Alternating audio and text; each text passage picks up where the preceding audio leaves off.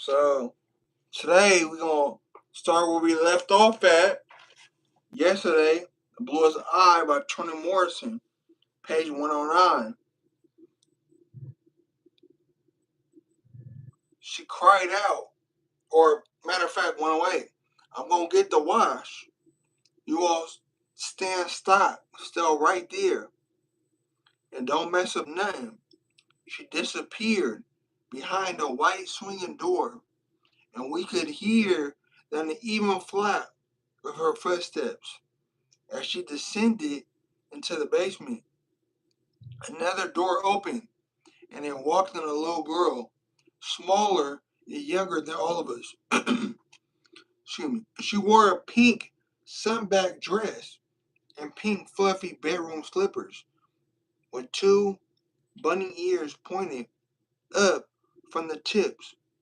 Her hair was corn yellow and bound in a thick ribbon. When she saw us, fear danced across her face for a second. She looked anxiously around the kitchen. "Where's Polly?" she asked. The familiar violence rose in me. Her calling Miss Breelove Polly, when even Bacola called her mother Miss Breelove, seemed reason enough to scratch her. "She's downstairs," I said. Polly, she called. "Look," Frida whispered. "Look at that." On the counter near the stove in the slivery pan was a deep dish berry cobbler. The purple juice bursting here and there through cracks. We moved closer. "It's still hot," Frida said. Piccola stretched her hand to touch the pane lightly to see if it was hot. "Polly, come here." The little girl called again. It may have been nervousness, awkwardness, but the pan tilted under Piccola's fingers and fell to the floor, splattering blackish blueberries everywhere. Most of the juice splashed on Piccola's legs, and the burn must have been painful, for she cried out, began hopping about just as Miss Breelove entered with a tightly packed laundry bag. In one gallop, she was on Macola, and with the back of her hand knocked her to the floor. Macola slid in the pie juice, one leg folding under her. Miss Breelove yanked her up by the arm, slapped her again, and in a voice thin with anger, abused Macola directly and Frida and me by implication. "Crazy fool, my floor, mess, look what you worked, get on out. Now that crazy, my floor, my floor, my floor." Her words were hotter and darker than the smoking berries, and we backed away in dread. The little girl in pink started to cry. Miss Breelove turned to her. "Hush, baby, hush, come here. Oh, Lord, look at your dress. Don't cry no more. Polly will change.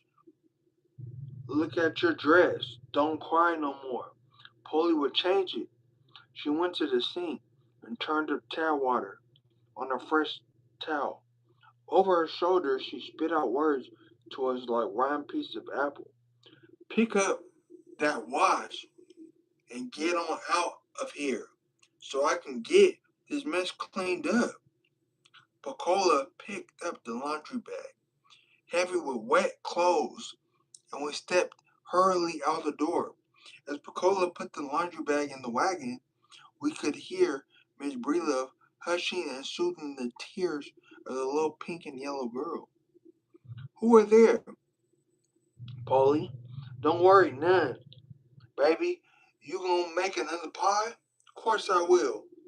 Who are they, Polly?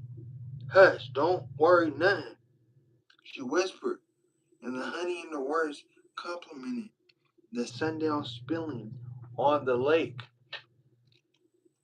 The easy thing to do to build a cage out of her foot, this is what she herself did. But to find out the truth, if our dreams die, one should never take the word of the dreamer. The end of her lovely beginning was probably the cavity in one of her teeth. She preferred, however, to think always of her foot. Although she was the ninth of 11 children and lived on a ridge of red Alabama clay, 7 miles from the nearest road, the complete indifference with which a rusty nail was met when it punched clear through her foot during her second year of life saved Pauline Williams for total anonymity. The sound left her with a crook, archless foot that flopped when she walked, not a limp that she would have eventually twisted her spine, but a way of lifting the bad foot as though she was extracting it from little whirlpools that threatened to pull it under. Slight as it was, this deformity explained for many things that would have been otherwise incomprehensible. Why she alone of all the children had no nickname, why there were no funny jokes, anecdotes about funny things she had done, why no one ever remarked on her food preferences, no saving of the wing or neck for her, no cooking of the peas in a separate pot without rice because she did not like rice, why nobody teased her, why she never felt at home anywhere, or that she belonged any place. Thank y'all for tuning in.